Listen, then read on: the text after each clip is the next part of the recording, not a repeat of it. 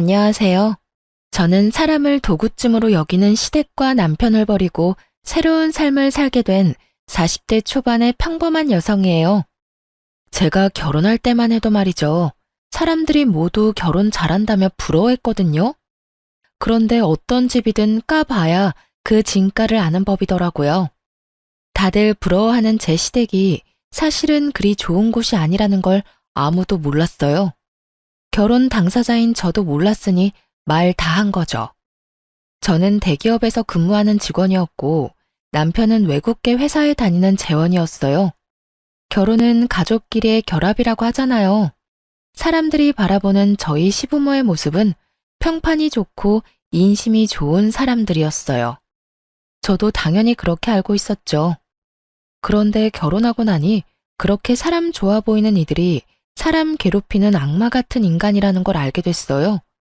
결혼을 했을 때부터 시모의 입버릇은 그거였어요. 아유, 걱정 마. 힘든 일은 서로 도와야지.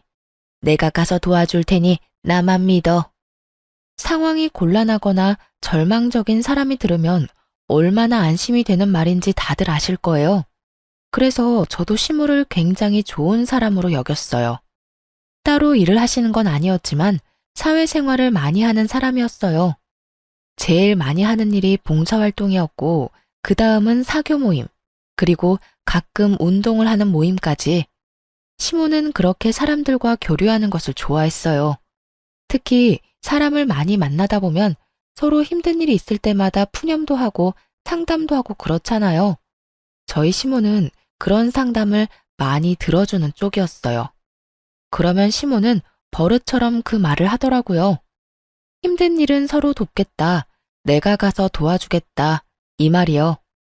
그리고 실제로도 주변 사람들에게 큰일이 생기거나 힘을 써야 할 일이 생기면 시모가 친구나 모임 사람들을 데리고 일을 도와주러 가기도 했어요. 결혼을 막 앞둔 며느리가 보기에 그런 시모가 얼마나 존경스러워 보였겠어요. 저도 그랬어요. 그래서 결혼을 할 때 사람들이 다들 그랬어요. 너 정말 시집 잘 가는 거야. 너희 시어머니가 얼마나 사람 좋은지, 봉사활동도 많이 하고 힘든 사람도 잘 돕고 말이지. 그런 분을 시어머니로 모실 수 있는 것도 너의 복이라면 복인 거야. 그래서 저도 복 받았다고 생각했어요. 결혼할 때까지만 해도요. 그런데 결혼 후 시모의 행동은 제가 생각하는 존경스러운 모습이 전혀 아니었어요. 제가 결혼을 하고 난 뒤에는 저를 노동력의 일환으로 생각하는 것 같았어요. 예, 이번 주 주말에 시간 되지? 이번에 고모네 잔치하는데 일할 사람이 없대. 네가 와서 좀 도와주면 좋겠어. 처음에는 이런 부탁이었어요. 시댁 행사다 보니 안 가는 것도 그렇고 가서 거들어드리는 것도 제가 해야 하는 일이라고 생각했어요. 그렇게 가족이 되는 거라고 믿었죠. 그런데 몇 번 가족 행사에 불려간 뒤로는 가족이 아닌 사람들의 행사에도 저를 불러내더군요. 오지랖이 넓은 건지 뭔지는 모르겠지만 사람들이 말하는 모든 일에 자기가 일하겠다며 나서는 걸 보면서 이제 그만 좀 하라고 소리라도 지르고 싶은 마음이었어요. 좋은 일 하는데 왜냐고요? 시모는 저를 불러서 일을 시켜놓고는 자기는 하하호호 사람들과 웃고 떠들며 즐기기만 했거든요. 게다가 그런 힘든 일을 하고 나서도 저한테 잘했다던가 고생했다는 말은 한마디도 한 적 없었어요. 어떤 때는 식사도 안 주고 부려먹는 일도 많았죠. 그래서 점점 시모의 부름에 거절하는 일이 많아졌어요. 다른 일정이 있어서 못 간다거나 갑작스레 일이 생겼다는 핑계를 댔죠. 그런데 남편이 제 스케줄을 알고 있으니 거짓말까지 하며 빼는 게 눈치가 보이더라고요. 그날도 그렇게 핑계를 대기 어려운 날이었어요. 시모가 전화가 왔더군요. 예, 너 이번 주말에 일 없다고 했지? 시간 좀 빼놔라. 아는 사람 집에 도배를 해야 하는데 도배할 사람이 없다잖니. 너랑 내가 가서 도와주고 오자고. 음식을 하거나 청소를 하는 게 아닌 너무도 전문적인 일에 저를 부르기에 저도 조심스레 한마디 했죠. 어머님, 도배는 저희가 가면 안 되는 거 아닐까요? 전문적인 기술이 필요한 일인데 저희가 갔다가 문제라도 생기면. 도배가 무슨 전문직이야? 그냥 붙이면 되는 일이지. 요즘에는 혼자서도 할 수 있도록 잘 나와. 그러니까 빠지지 말고 나와. 알았지? 그런데 그 도배한다는 집은 어느 분이에요? 아, 우리 사돈댁이야. 이번에 이사하면서 인테리어 비용이 너무 많이 나와서 걱정이라지 뭐니. 그래서 내가 가서 도배 정도는 도와준다고 했지. 그거는 붙이기만 하면 되는 거니까. 시모의 사돈댁에 저희 집과 시동생은 해당되지 않을 테고 신우의 시댁에서 부탁한 것 같았어요. 아니, 부탁이라는 말은 맞지 않았죠. 분명히 거기서는 가볍게 이야기했는데 또 시모가 오지랖 부려서 자기가 가겠다고 했을 거예요. 저는 이건 좀 아니라는 생각이 들었어요.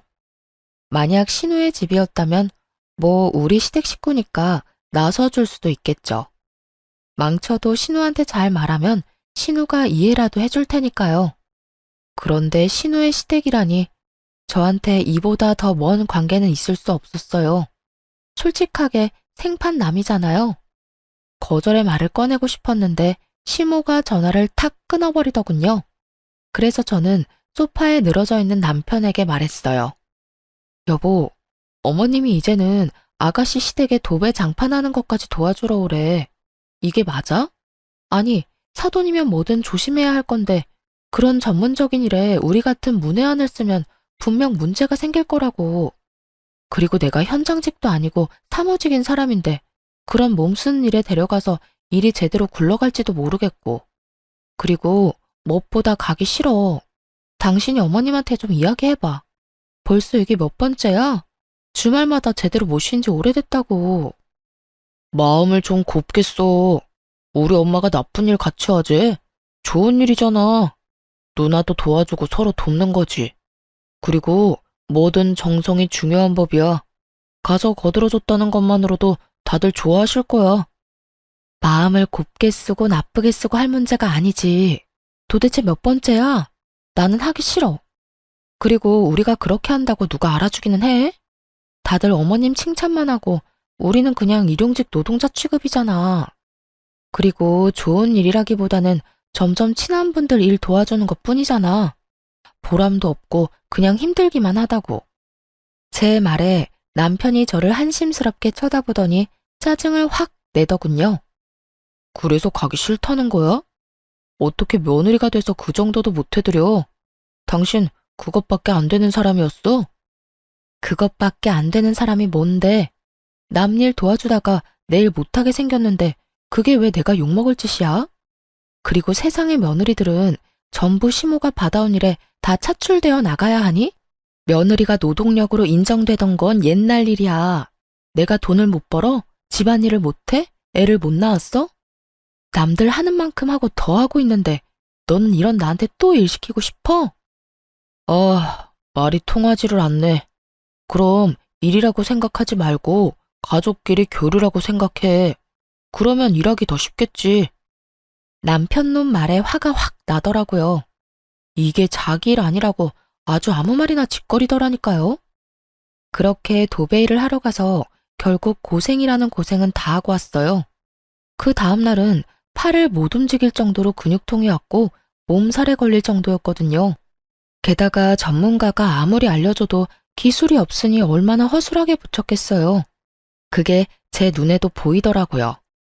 도와주면서도 저는 걱정부터 됐는데 정작 시모는 태연자약하게 사돈어른과 대화 나누고 있더군요. 그래서 열심히 하지 않았어요. 그냥 제가 많이 힘들지 않을 정도로만 했어요. 왜 힘내야 하는지도 모르겠고 잘한다고 떡 하나 더 줄 거 아니라는 걸 아니까요. 그렇게 도배일을 하고 나서 저도 남편에게 제가 느낀 그대로 돌려주기로 했어요. 그리고 때를 기다렸죠. 여보, 이번 주 토요일에 엄마가 밥 먹으러 오라는데? 이번 주 토요일? 응. 당신 요새 얼굴 못 본지 좀 됐잖아. 엄마가 오면 맛있는 밥 사준대. 밥이나 함께 얻어먹고 오자. 남편은 오랜만에 외식에 기분이 좋았는지 흔쾌히 저희 친정으로 가기로 했어요. 그리고 저는 속으로 코웃음을 쳤죠. 토요일이 돼서 남편을 데리고 친정에 갔는데 집이 한바탕 뒤집어져 있었어요. 저희 집은 아버지가 목공 기술자셔서 혼자서 집을 자주 고치기도 하시거든요. 그날도 딱 그랬어요. 뻥 뚫린 전원주택의 울타리를 설치하는 일을 하고 계셨어요. 다른 직원들은 쉬는 날이니 부를 수도 없고 아버지 혼자 힘들게 일을 하고 계셨거든요. 그 모습을 보며 제가 남편 옆구리를 쿡 찔렀어요. 뭐해? 가서 좀 도와드려. 어른이 혼자서 무거운 거 드는데 안 도와줄 거야? 제가 그렇게 말하자 남편이 인상을 팍 쓰더니 느릿느릿 친정아버지에게 갔어요. 저는 그런 남편 뒤통수에 대고 큰 소리로 외쳤죠. 아빠, 박서방이 도와준대. 일 빨리 마치고 맛있는 거 먹자. 제 목소리에 남편이 뒤를 돌아보며 이게 무슨 짓이냐는 표정으로 쳐다보더라고요. 저는 씩 웃어줬어요. 그리고 친정아버지한테 한마디 덧붙였죠. 박서방 힘세. 일 팍팍 시켜. 그렇게 남편의 고난은 시작됐어요. 울타리는 목재를 세우기로 했고 틀은 철이었죠. 그 무겁고 단단한 걸 옮기는 일은 남편이 도맡았고요. 도배일과는 다르게 전문적인 건 아버지가, 힘쓰는 건 남편이 아니 결과에 대한 걱정도 없었어요. 다만 힘쓰는 사람이 많이 힘들었을 뿐이죠. 그렇게 오전부터 일을 시작해서 중간에 국수 한 입 하고 저녁까지 일만 했어요. 그리고 저녁 식사로 돼지갈비를 얻어먹고 왔어요. 내려오는 길에 남편이 그러더군요. 당신 이거 일부러 그랬지? 식사하자고 불러서 일 시키려고. 무슨 생각으로 이런 짓을 한 거야? 무슨 생각? 좋은 일 할 때 같이 하자며. 어머님은 시댁일 아니라도 열심히 참견해서 좋은 일 하잖아. 나 데리고. 그러면 당신도 우리 집에 좋은 일 좀 해주면 안 돼? 당신은 이번이 처음이면서? 제 말에 남편이 당황한 듯 말했어요. 아니, 그거랑 이거랑 같아? 그건 좋은 일 하자고 부르는 거고, 엄마가 너한테 악감정이 있어서 그러는 것도 아니잖아. 나라고 당신한테 악감정이 있어서 그러는 거 아닌데? 그냥 당신도 느껴보라고. 당신이 지금 느끼는 그 기분이 내 감정인 거. 어머님한테 불려갈 때마다 그런 감정 느끼는데 당신도 이제는 이해가 되지? 그러니까 앞으로도 계속 우리 집에 불려올 거 아니면 당장 어머님한테 나 불러내서 노동력으로 쓰는 거 하지 말라고 말해. 너도 나한테 강요하지 말고. 제 말에 남편이 어이없다는 듯 저를 쳐다보더군요. 뭐라고 말하고 싶은데 할 수 있는 말이 있을 리가요. 화를 안 냈으면 또 모르겠는데 이미 화도 다 냈고 상황은 자기보다 제 쪽이 더 나빴고 그러면 답이 나온 거죠.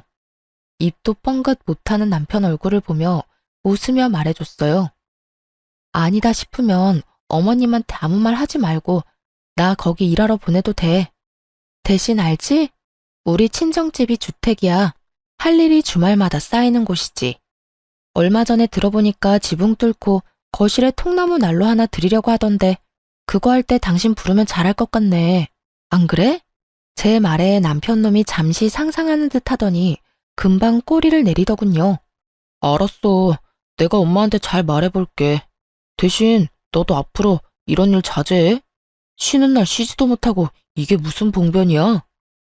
내 말이 쉬는 날 쉬지도 못하고 어머님한테 도대체 몇 달을 불려갔어? 당신이 생각해도 너무한 거 맞지? 제 말에 남편이 또 한숨을 쉬며 입을 꾹 다물었어요. 입을 열면 열수록 손해라는 걸 알고 나니 더 이상 아무 말 없더라고요. 그러게 이런 조치를 취하기 전에 알아서 잘했어야죠. 그런데 남편이 난감한 얼굴로 중얼거리더라고요. 아, 근데 엄마한테 어떻게 이야기하지? 말 꺼내자마자 난리 날 건데. 그래서 안 할 거냐는 식으로 째려보니 남편이 급히 변명하듯 말하더군요. 아니, 나한테만 그러는 게 아니라 당신한테도 뭐라고 할까봐 그러지. 그런 고민은 며칠 뒤에 쏙 사라져버렸어요. 남편이 좀 더 쉽게 이야기할 수 있는 상황이 만들어졌거든요.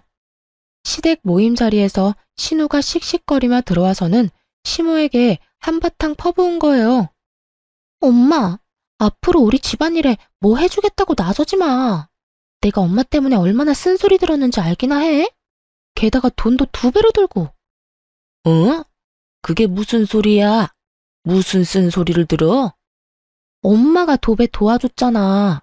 그때 하고 나서 그 방만 도배가 다 울고 풀자국도 보이고 몰딩에 흠집까지 나서 시어머니가 나한테 괜히 사돈댁에 맡겨서 말도 못하고 이게 무슨 일이냐고 하셨어. 아니, 전문가가 하라는 대로 했으면 다 잘 된다며. 그거 그냥 가서 붙이면 그만이라며? 돈 아끼려다가 이게 뭐야?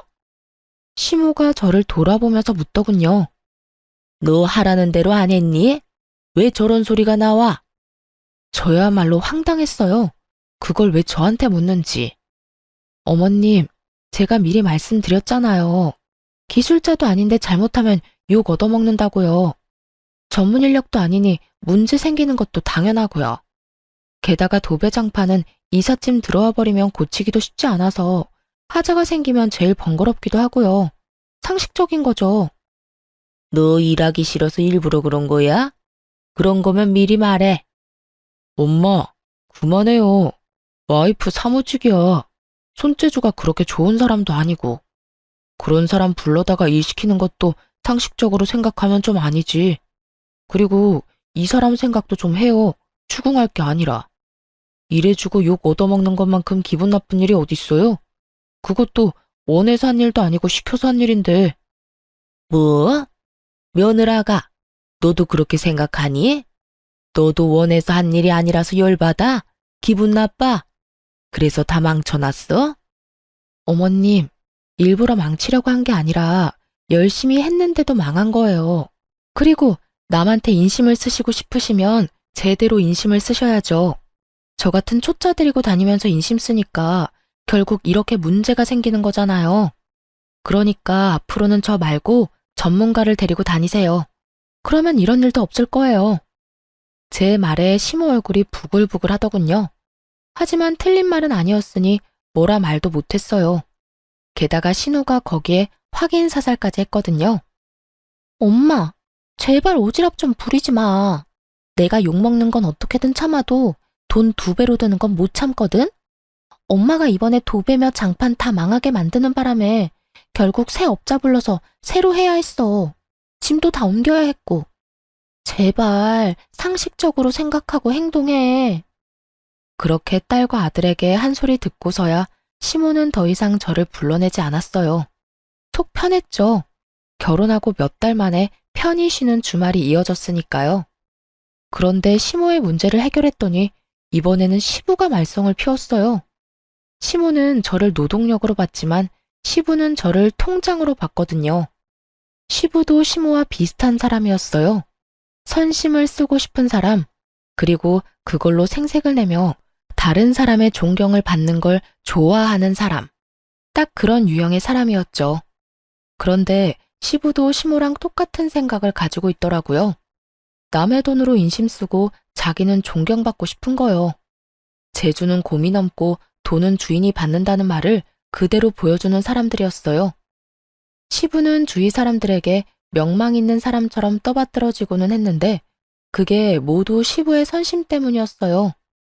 주변에서 금전적인 도움을 요청하면 거절하는 법이 없었어요. 무턱대고 도와주겠다고 말부터 꺼내놓고 나중에 남편에게 돈을 빌려달라고 말하곤 했거든요. 남편도 모아놓은 돈이 없으니 매번 저한테 부탁을 하기 일쑤였고 저는 그런 남편에게 꼭 갚아야 한다고 말하고 빌려줬어요. 그래서 저는 솔직한 말로 강 건너 불구경 중이었죠.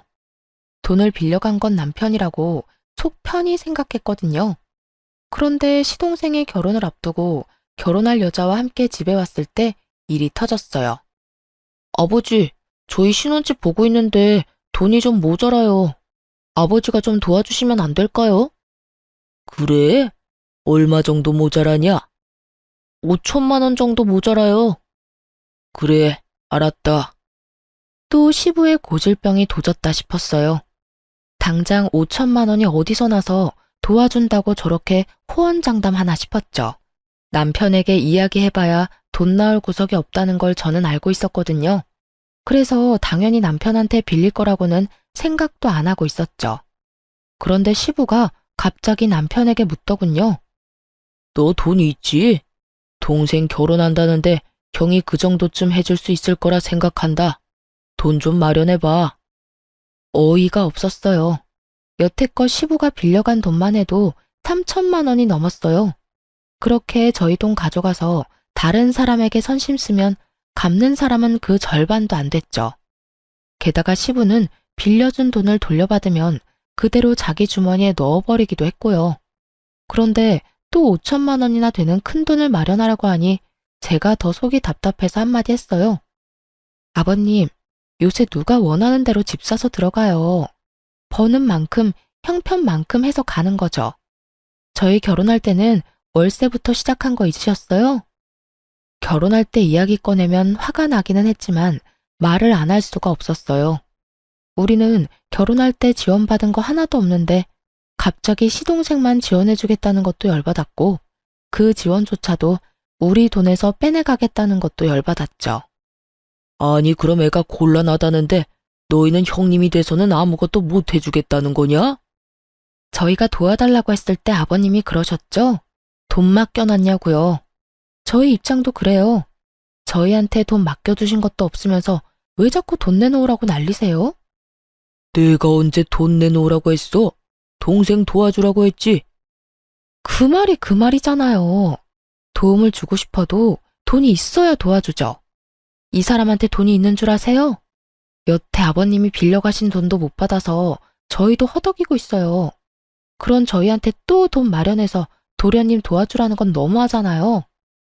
제 목소리가 커지니 순간 집안이 조용해졌어요. 솔직히 저도 이렇게까지 하고 싶은 마음은 없었지만 필사적이었어요. 지금 이야기하지 않으면 말을 꺼낼 타이밍을 못 찾을 것 같았거든요. 시부가 심기가 불편한 얼굴로 저를 노려보더군요. 그때 갑자기 남편이 나섰어요. 아버지, 돈 마련할게요. 그러니까 그만하세요. 당신도 그만해. 가족들 보는 데서 이러면 당신만 곤란해져. 저야말로 황당했어요. 당신 미쳤어? 당신이 무슨 돈이 있어서 그런 말을 해? 여태껏 당신이 낸 돈도 어마어마해. 거기에 5천만 원이나 되는 목돈도 또 추가할 거야? 그러면 우리는 언제 전세 탈출해? 나중에 집에 가서 이야기해. 남편은 저를 달래서 시댁에서 나왔어요. 시부모들이 저를 날카롭게 째려봤지만 저도 같이 째려봐 줬어요. 집에 돌아와서 제가 남편을 추궁했어요. 당신 도대체 무슨 생각으로 돈 마련하겠다고 한 거야? 당신이 돈이 어디 있어서 여태껏 아버님한테 다 뜯긴 거 아니었어? 저는 남편이 저 몰래 모아놓은 돈이라도 있나 하는 생각을 했어요. 그게 아니면 저렇게 돈 마련해주겠다는 말이 나올 리 없잖아요. 그렇다고 동생네 집을 마련해주려고 우리가 대출을 받을 것도 아니고. 그런데 남편의 생각은 제 상상을 초월하더군요. 당신 얼마 전에 받은 유산 있잖아. 그거 6천만 원 정도 되지 않나? 그걸로 쓰면 되지. 너무 그렇게 열내지 마. 그 이야기에 가라앉았던 화가 순식간에 폭발하고 저도 모르게 쌍욕을 입에 담고 있더군요. 미쳤어? 정신 나갔니? 돌았냐고. 우리 아버지 돌아가시고 받은 유산을 네 동생 집 사는데 보태라고? 왜 이렇게 흥분해? 그럼 그 돈 뒀다 뭐 할 건데? 이참에 동생 좀 도와주면 뭐가 덧나? 와, 너무 어이가 없으니까 말도 안 나오네. 뒀다 뭐 하냐고? 근데 그거 내 돈이잖아. 내 허락은 막고 약속을 하던지 말던지 해야 할 거 아니야. 어차피 당신 줄 거잖아. 아버지가 해달라는데 그럼 무시할 거야? 그래, 무시할 거야. 내가 그 돈을 왜 줘? 네 돈이야? 나는 절대 못 주니까 이번 일 네가 알아서 처리해. 그리고 내가 당신한테 빌려준 돈들, 그 돈도 다 받아와. 이성적으로 생각해. 지금 당장 그 돈을 어떻게 가져와? 상식적으로 말이 안 되잖아. 그럼 장인어른 죽고 나서 받은 유산으로 시동생 집 사는데 보탠다는 건 상식적으로 말이 되는 이야기야? 생각할수록 열받네. 우리 그냥 이혼할까? 내가 아무리 생각해도 이해가 안 가서 그래. 너는 화가 안 나? 네 돈으로 선심 쓰고 아무도 알아주지도 못하는데 화도 안 나? 그렇게 생각하지 마. 아버지 체면 생각해서 해주는 거잖아. 그리고 내가 해드리고 싶어서 해드리는 건데 그게 뭐가 나빠? 호구도 이런 호구가 없더라고요. 솔직히 이번 건은 선을 넘었다고 생각했고 저도 양보할 생각은 요만큼도 없었어요. 우리 이혼하자. 당신 생각에 내가 따라가지를 못하겠어. 너랑 같이 살면 순식간에 빈털털이 될 것 같으니까 우리 이제 그만하자. 제 이혼 요구에 남편은 아무렇지 않다는 듯 자리에서 일어나며 이야기하더라고요. 당신 지금 너무 흥분했어. 일단 진정하고 다음에 이야기해. 이혼은 무슨 이혼이야, 이런 일로. 명백히 회피하는 반응이었어요. 이혼 안 하고 싶으면 아버님한테 가서 말하고 오라고. 그러나 남편은 아무 말 없이 자리를 떴어요. 제가 그 돈 안 준다고 선언했으니 시부에게 당연히 안 될 것 같다고 말한 줄 알았어요. 그런데 시부가 저만 시댁에 오라고 하더군요. 분명 돈을 못 준다는 남편이 말을 했기 때문에 시부가 저만 부른 거라고 생각했어요. 마음 단단히 먹고 갔는데 시부가 뜬금없는 말을 하더군요. 왜 다들 이렇게 연락이 없어? 막내 집 계약했는데 돈은 어떻게 됐냐? 잔금 치르는 날짜 알려줄 테니 그 전에 돈 붙이거라. 아버님, 그이가 돈 안 된다고 말 안 했어요? 무슨 소리야? 연락이 없어서 당연히 될 거라고 생각하고 있었는데. 설마 이대로 돈 안 줄 참이냐? 그럼 막내 신혼집은 어떻게 할 거야? 이미 계약까지 했는데. 그거야말로 제가 알 바가 아니죠? 계약을 하든 뭘 하든 저는 이미 안 된다고 이야기했으니 남은 건 남편이랑 이야기하세요. 그리고 이렇게 됐으니 먼저 말씀드릴게요. 제가 분명 남편한테 그 돈 못 준다고 아버님한테 바로 이야기하라고 했거든요. 이야기 안 하면 이혼하자고까지 말했어요. 그런데 말을 안 했네요. 저희 이혼하면 아버님이 여태까지 남편한테 받아간 돈 다 돌려주셔야 돼요. 아버님이 가져다가 다른 사람들 도와주겠답시고 펑펑 뿌린 돈들 전부 다 제 돈이거든요. 악에 바친 것처럼 말하는 제 말에 시부가 제대로 된 답도 못하고 어리둥절해 하더군요. 그 돈이 왜 네 돈이야? 아버님이 가져가는 돈이 하늘에서 떨어지는 줄 알았어요. 남편이 자기 돈 모자라다고 저한테 빌려갔어요. 차용증까지 확실하게 작성해놓고. 이게 다 무슨 말이야? 그 돈이 우리 아들 돈이 아니라 네 돈이었다고? 네, 차용증까지 쓰고 빌려간 돈이요. 시부가 믿지 못하겠는지 남편에게 전화해서 얼른 시댁으로 오라고 했어요. 남편이 헐레벌떡 뛰어들어오고 시부와 함께 있는 제 얼굴을 보고 살짝 놀라더군요. 그런데 남편이 혼자 온 게 아니라 시동생과 함께 들어왔어요. 형, 진짜 그러는 거 아니야. 해주겠다 해놓고 입 싹 닦는 게 어딨어? 그리고 형수님도 너무한 건 마찬가지예요. 형이 돈 해주겠다고 했는데 왜 안 된다고 퇴짜를 놔요? 형이 벌어서 형이 쓴다는데 형수가 왜 난리냐고요? 돈 있다면서요. 그런데 왜 못 준다는 거예요? 왜? 지금 저한테 어떤 말을 하고 있는지 생각은 하고 입방정 떨고 있어요? 뭐라고요? 돈이 그렇게 필요하면 도련님 부모님 돌아가신 뒤에 그 유산으로 집 사세요. 이렇게 말하면 도련님은 기분이 좋아요? 도련님이 말하는 그 있다는 돈, 제 아버지 돌아가시고 받은 유산이거든요? 친정아버지가 죽고 나서 받은 유산을 제가 왜 도련님한테 써야 하죠? 제 말에 집안에 있는 모두가 꿀먹은 벙어리처럼 아무 말도 못하고 서로 눈치만 보더군요. 그 돈 뒀다 뭐에 쓰냐는 남편보다는 그나마 정상적인 반응이었죠. 여보, 진정해. 왜 여기까지 와서 이래? 나랑 이야기하자니까. 일단 진정하고. 뭘 진정해? 나 당신이랑 이혼하겠다고. 여기 내가 오고 싶어서 온 줄 알아? 아버님이 왜 돈 안 주냐고 잔금 치르는 날까지 돈 붙이라는 말하려고 날 여기에 부른 거라고. 이 호구호구 상호구야. 나 너랑 결혼 생활 유지할 생각 없으니까 내 몸에 손대지 마. 그래도 이혼이라는 말 쉽게 내뱉지 마. 난 당신이랑 이혼할 생각 없다니까.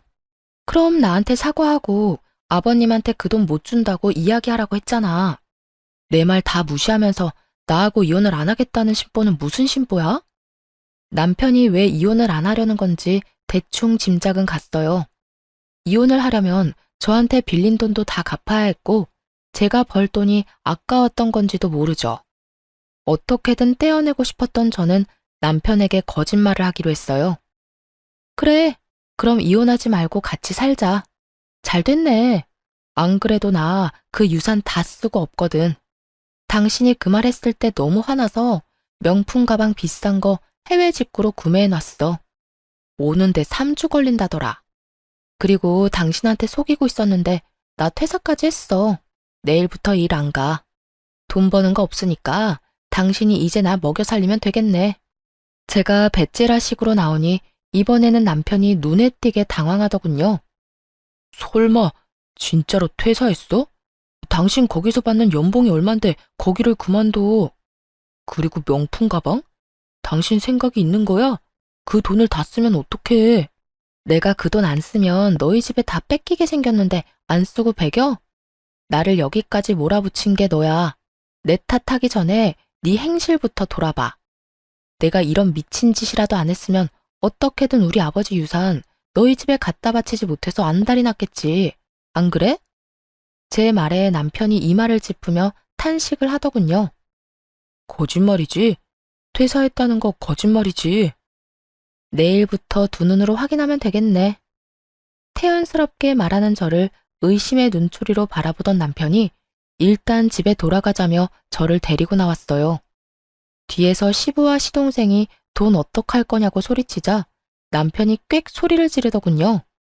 지금 상황 심각한 거 안 보여요? 그리고 너 돈 필요하면 대출을 받든지 처갓집 가서 부탁을 하든지 네가 알아서 해. 형한테 기댈 생각하지 말고.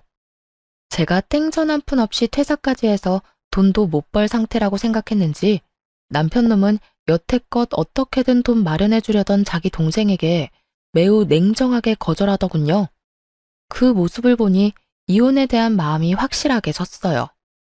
이 남자도 자기 부모님이랑 똑같은 인간이구나 싶었거든요.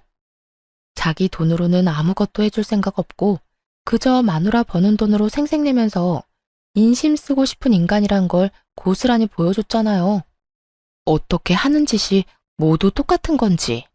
그렇게 집으로 돌아온 저는 남편 몰래 직장에 연락해서 이번 달 말에 사용하기로 했던 리프레시 연차 2주를 내일부터 당장 쓰게 해달라고 부탁했어요. 그렇게 그 다음 날부터 진짜로 회사 출근을 하지 않았어요. 하루 이틀 정도는 연차라도 쓴 거 아닌가 의심하던 남편이 의심을 거둔 날은 연차 쓴 지 3일째 되는 날이었죠. 제가 그날 이력서를 컴퓨터로 작성하고 있었거든요. 그 전날에는 증명사진을 찍고 왔고요. 부지런히 각종 자격증 사본을 준비하고 자기소개서를 작성하는 저를 보더니 남편이 정말 제가 그만뒀다고 확신을 한 모양이었어요. 그날 저녁에 저한테 와서 그러더군요. 당신 진짜 일 그만뒀어? 그러면 퇴직금은? 퇴직금도 다 썼어? 퇴직금 아직 나오려면 멀었지만 그거 나오면 차부터 살 거야. 여태껏 차 없이 다녔잖아. 당신이랑 이혼하고 나면 차라도 있어야 내 맘대로 가고 싶은 곳 갈 수 있을 것 같아서 돈 나오면 바로 살 거야. 제 말에 남편이 머리를 벅벅 긁더군요. 이혼하자고 했지? 그래, 이혼하자. 그게 좋겠어. 당신처럼 책임감 없는 사람하고 사느니 그냥 이혼하는 게 나을 것 같아. 이혼은 협의 이혼할 거지? 협의 이혼 조건만 가능하면 그것도 괜찮지. 어차피 우리 둘 다 돈 없는 거 마찬가지고 전세금은 반반 내서 들어왔으니까 각자 낸 만큼 나눠 가지면 되겠네. 그리고 당신이 나한테 빌려간 돈 3천만 원. 그만큼 당신 몫에서 뺏어줄 거야. 계산 깔끔하지? 제 말에 남편놈이 한숨을 계속 내쉬더라고요. 그거 살면서 시아버지한테 용돈 줬다고 생각하면 안 돼. 굳이 그걸 갚을 필요가 있냐고. 그렇지 않아도 돈 없어 죽겠구만. 솔직히 내가 쓴 돈도 아니잖아. 나는 그저 중간에서 빌려만 줬을 뿐이고. 나도 돈 없는 건 마찬가지야. 그러면 소송하던가. 난 뭘 해도 상관없으니까 당신이 정해. 이혼 소송하면 나는 당신이랑 시댁이 나한테 어떤 짓 저질렀는지 싹 다 이야기할 거야. 증거도 수북히 쌓여있거든. 원하는 대로 해. 지저분하게 굴다가 다 놓칠 건지 줄 거 주고 깔끔하게 헤어질 건지. 웃기지도 않았어요. 마지막까지 저한테 빌린 돈 안 주려고 잔머리 굴리는 놈을 보니 기분이 확 나빠지더군요. 제 말을 듣고 나서 그럴듯하다 싶었는지 합의 이혼을 해주겠다고 하더군요. 그렇게 남편과 저는 이혼을 하게 됐어요. 그런데 정말 열받는 건 남편과 이혼하는 도중에 알게 된 남편의 비상금 통장이었어요. 3천만 원이나 되는 돈을 모아놨으면서 저한테 돈 없다고 빌려달라고 하던 남편놈을 생각하니 속이 부글부글 끓더라고요. 그래서 저도 참지 않았어요. 이미 이혼하고 남이 된 시동생에게 전화를 했죠. 무슨 일로 전화하셨어요? 볼일 다 보신 거 아닌가? 삐딱하게 말하는 시동생에게 제가 말했죠. 형이 집 먼저 다 빼갔는데 통장이 하나 있더라고요. 안 쓰는 통장인가 싶었는데 통장 정리해보니 그 안에 3천만 원이나 들어가 있던데요. 작년에 이미 그 돈 모아놨던데 그쪽 형한테 전해주라고요. 전 그 인간 꼴도 보기 싫거든요. 이만큼 뒷돈 차놓고 동생한테 주기 싫어서 장인어른 유산 탐내는 인간이라니 정이 다 떨어지네요. 제 말을 듣고 있던 시동생이 부들부들 떨며 되묻는 걸 보며 저는 속으로 박수를 쳤죠. 형 통장에 돈이 그만큼 들어있었어요? 형 진짜 너무하네. 돈이 그만큼 있으면서 없다고 그 난리를 쳐? 우와, 알겠어요. 통장 들고 저희 본가로 오세요. 그렇게 제가 통장을 들고 그 집을 찾아갔죠.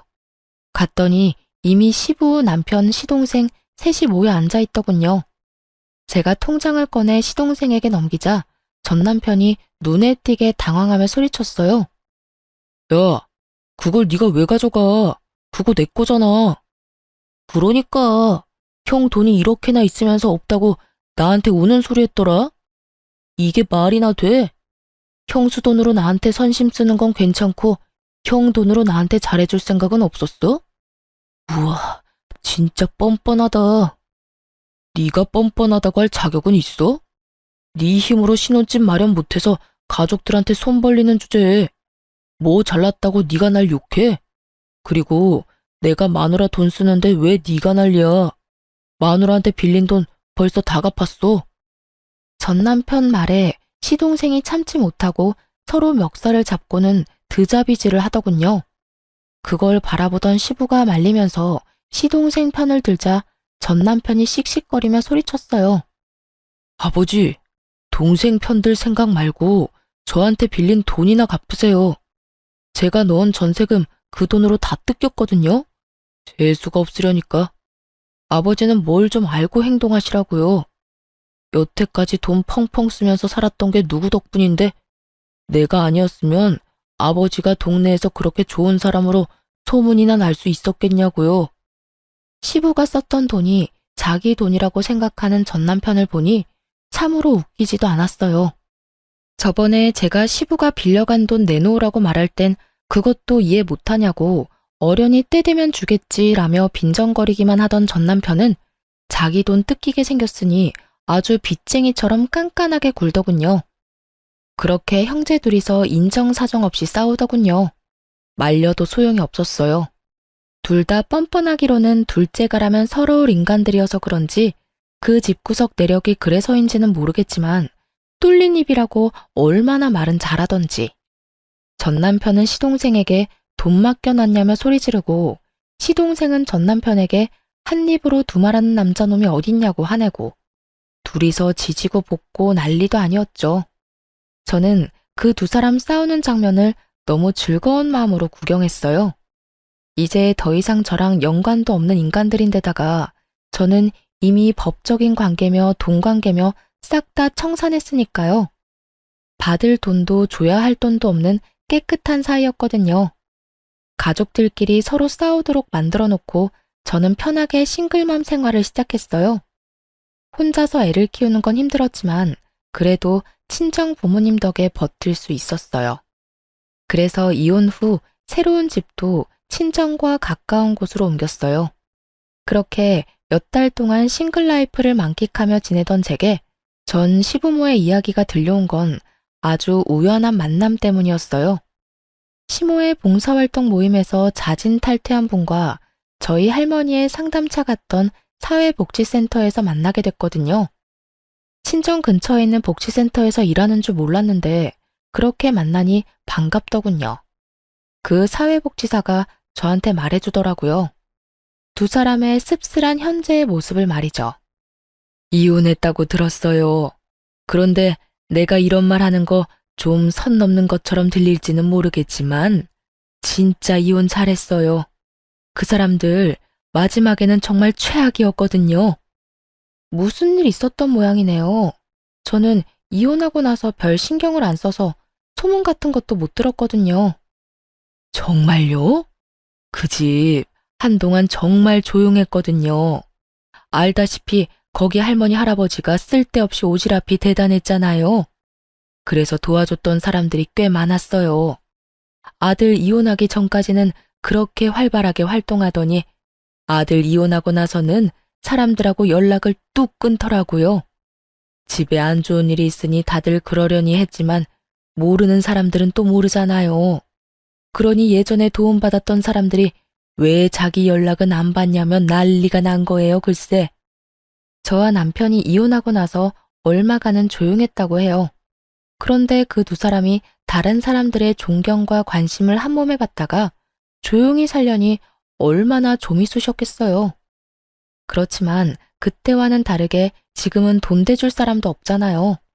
그래서 조용히 있었던 모양인데 주변에서 연락이 그렇게 왔다고 하더라고요. 예전에 시모와 시부가 오지랖으로 도와줬던 사람들에게서요. 그들이 고맙다는 인사를 하러 연락한 게 아니었다고 하더라고요. 또 다른 도움의 손길을 찾아서 시부모에게 연락을 한 거였죠. 전화를 받으면 도와달라고 난리고 그걸 거절하면 왜 자기 부탁은 거절하냐며 난리고 여하간 한동안 시끌했어요.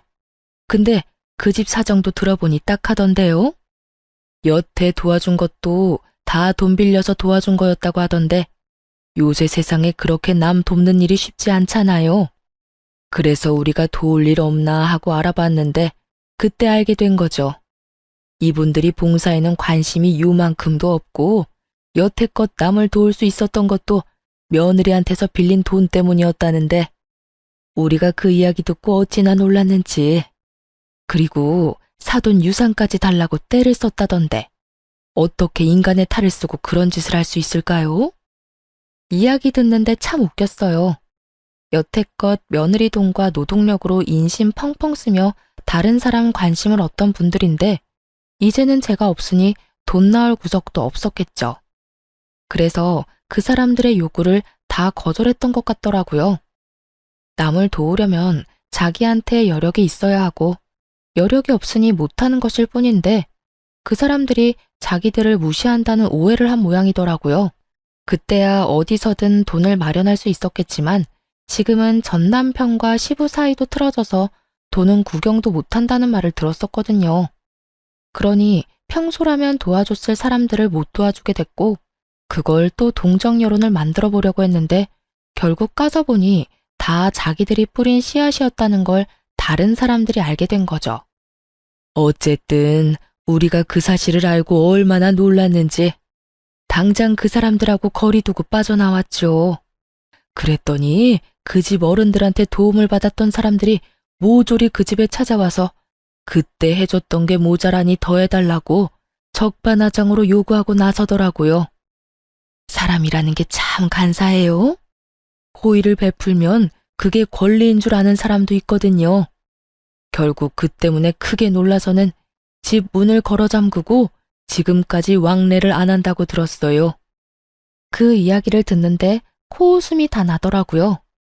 자기 것이 아닌 것을 나누면서 그 모든 관심과 영광을 차지하려고 한 걸 보면 욕심이 끝도 없는 사람들이기도 하죠. 뭐 그러다가 지금처럼 험한 꼴 당하고 있는 거긴 하지만요. 이야기를 들으며 속으로 몇 번이나 그때 이혼한 게 천만다행이라며 가슴을 쓸어내렸어요. 만약 제가 더 어리숙한 사람이었다면 지금도 영문도 모른 채 시부와 시모에게 노동력과 돈을 착취당하고 있었을 테니까요. 그 지옥에서 잘 빠져나온 저는 여전히 다니던 대기업에서 일하며 아이를 열심히 키우고 있어요. 전 남편이 일 그만둔 거 거짓말이었냐며 성질을 냈지만 지금에 와서 그놈이 할 수 있는 게 뭐가 있겠어요. 이제 와서 후회하며 성질 내봤자 바뀌는 건 아무것도 없어요. 그걸 그놈도 알고 있으니 성질만 내고 말더라고요. 싸움에 진 개가 성질만 내며 돌아가는 꼴을 보니 기분은 나쁘지 않더군요. 여러분, 남들이 부러워하는 삶이라는 게 좋은 것만은 아니에요. 그 이면에는 우리가 생각지 못하는 더러운 면들이 더 많을지도 몰라요. 그러니 결혼은 신중하게 하세요. 너무 잘난 것도 아니고 너무 못난 것도 아닌 어중간한 사람이더라도 평범하기만 하다면야 속 썩이고 살 일 없을 테니까요. 이상 저의 속 터지는 대화 한 장의 연속이었던 결혼 생활에 대해 지금까지 들어주셔서 너무 감사해요. 저는 즐겁게 읽어주셨으면 그걸로 좋아요. 당시에는 고통이었지만 지금은 저에게도 쌤통인 일이거든요. 그럼 오늘도 즐거운 하루 보내세요.